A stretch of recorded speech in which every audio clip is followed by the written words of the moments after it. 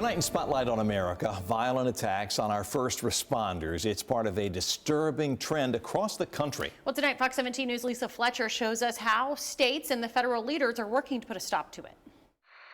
Paramedics and EMTs are increasingly having to save themselves while saving others. You sign up to this job to help people, but you don't sign up to be a punching bag. DC firefighter paramedic Trevor Good knows the work comes with danger, but never expected it at the hands of the community he's trying to serve. Just weeks after this attack on a DC colleague, a bystander threatened Trevor and his team as they carried a patient down steep stairs. A gentleman appeared to be intoxicated, opened the door, and just charged us for no reason, essentially. Got to the patient, started trying to rip her off of the straps that we were securing her. He tried to swing at us. We told him we were going to call the cops. He came back up and tried to swing at us again, leaving them vulnerable until police arrived. A struggle left one officer injured. In that scuffle, a handgun had popped out of his waistband. The guy who attacked you was carrying a gun? Absolutely.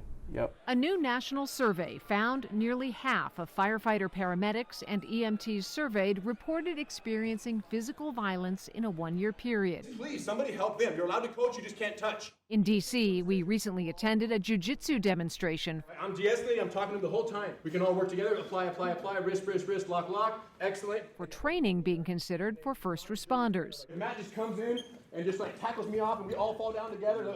We fall over here, now he spins and we end up over here, now it's like over here. Boom, boom, boom. You understand? It can be very chaotic when help shows up and is untrained. Jennifer Taylor studies violence against first responders and is focused on developing policies to protect them. Has this patient been checked for weapons? Pat them down, because in Graham Hoffman's case, that may have saved his life. Earlier this year, Graham Hoffman was stabbed to death in the back of his ambulance in Kansas City. It's inspired new federal legislation to stiffen penalties for those who attack first responders, now being circulated in Congress. For now, at least 32 states have made it a felony to attack emergency medical personnel. Are those laws achieving the desired results? No. And I know that's hard to hear because we want justice. I want justice. But what we've learned from our research is that felony statutes don't dissuade anyone. The felony is after the injury has happened. So the firefighter is already dead, or the paramedic is already disabled from the assault, or the EMT no longer wants to do the job. You might be wondering why bulletproof vests aren't a standard part of the uniform. Paramedics told us it makes them look more like police, which can increase hostility. A recent study found a nearly 30% increase in both the vest's escalating violence against EMS crews and the number of patients declining necessary care. For Trevor Good, it's a reflection of a much more troubling societal shift. It's almost as though society is losing the respect for the uniform. It's very sad. We're supposed to be society's helpers, not society's punching bags. For Spotlight on America, I'm Lisa Fletcher.